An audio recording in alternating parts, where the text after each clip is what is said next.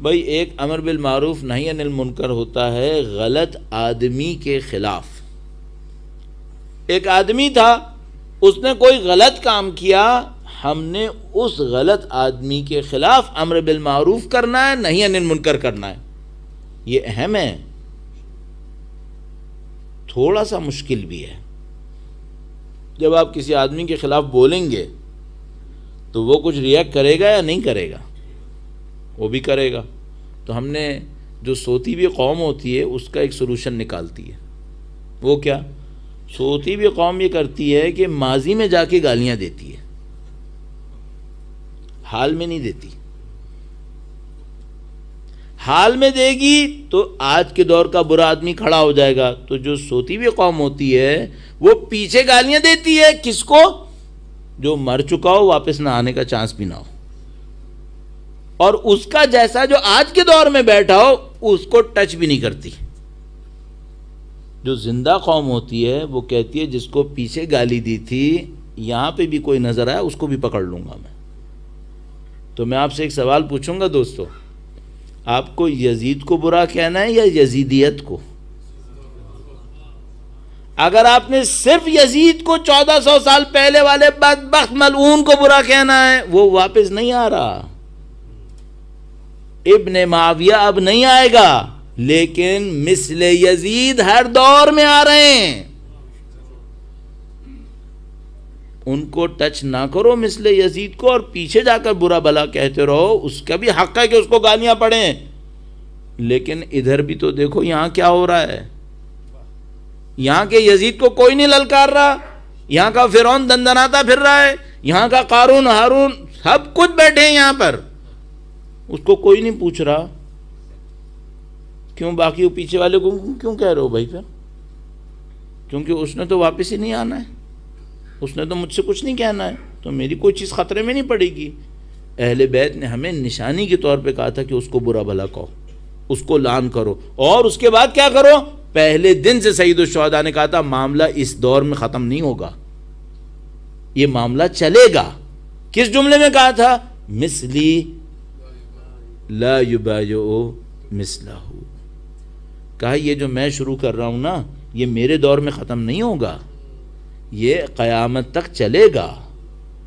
مثلی لا یبایع مثلہ، میرا جیسا اس جیسے کی بیعت کبھی نہیں کرے گا. چیلنج دے دیا سید الشہداء نے کہ تم نے اگر کچھ کرنا ہے نا تو میرے جیسے بن کے دکھاؤ. میرے جیسے بننے کے لیے کیا کرنا ہوگا؟ اپنے دور کے یزید کو پکڑو، مقابلہ کرو اس کا. عزیزو یہ مشکل ہے. تو ایک امر بالمعروف کیا ہے؟ ایک غلط آدمی تھا، چھوٹا سا کوئی غلط آدمی تھا، مجھے کوئی گناہ کرتا مل گیا، میں نے تو اس کی کھال اتار دی. اور اگر کہیں یزید جیسا مل گیا، حاکم وقت، طاقتور، یا قارون جیسا مل گیا جس کے پاس بے انتہا دولت ہے. 3 قسم کے یزید ملیں گے آپ کو. جسارتاً وقت گزرے چلے جا رہا ہے، لیکن میں کیا کروں، اتنی نزدیک آ کر اگر پھر ایک دن کے لیے ٹال دوں تو پھر یہ فلو کہاں ملے گا مجھے. 3 قسم کے یزید ملیں گے. نمبر 1 قارون، فرعون، اور تیسرا اگر آپ ان کے سیکوینس میں کوئی آپ میں سے بتائے، فرعون، قارون، اور تیسرا سامری. سامری. ایک ملے گا فرعون طاقت کا یزید، ایک ملے گا قارون دولت کا یزید، ایک ملے گا سامری میڈیا، چال باز، مکار، چشم بندی کرنے والا، دکھاتا کچھ ہے ہوتا کچھ اور ہے. اس کو ہم کہتے ہیں سامری. اس کو ہم کہتے ہیں سامری. آپ نے اپنے دور کی یزید پہچان لی ہے؟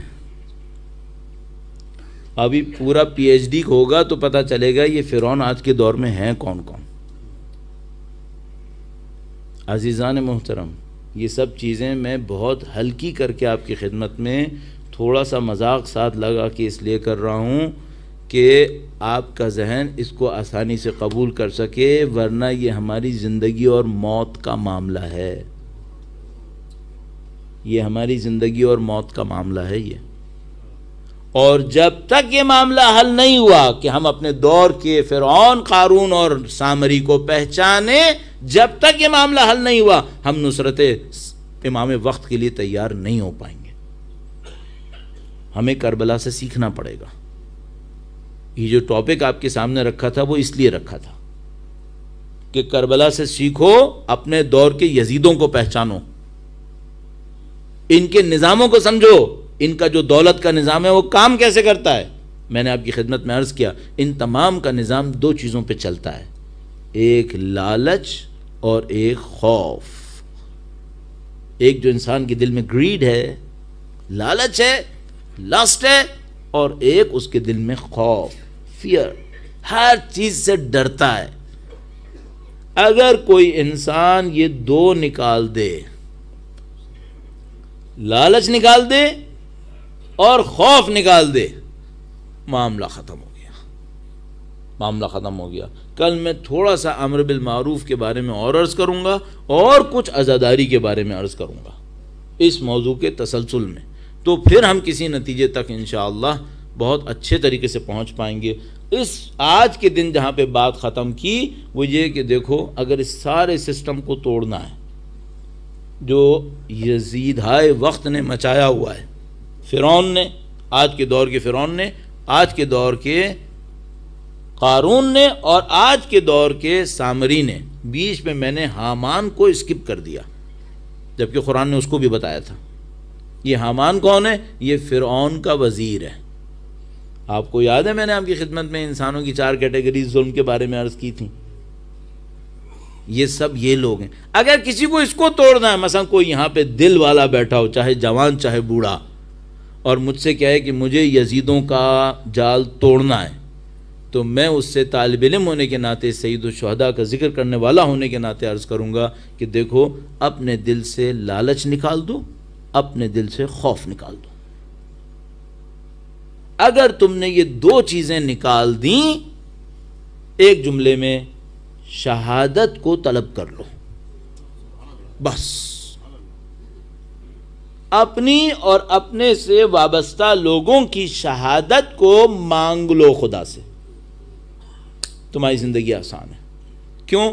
جو بھی تم کو دھمکی دے گا نا وہ موت سے بڑی کوئی دھمکی نہیں دے پائے گا. اور جس دن وہ تم سے کہے ہم تمہیں مار دیں گے، تم کہو میں مرنے کے لیے ہی آیا ہوں، مارو، میں اسی لیے آیا ہوں.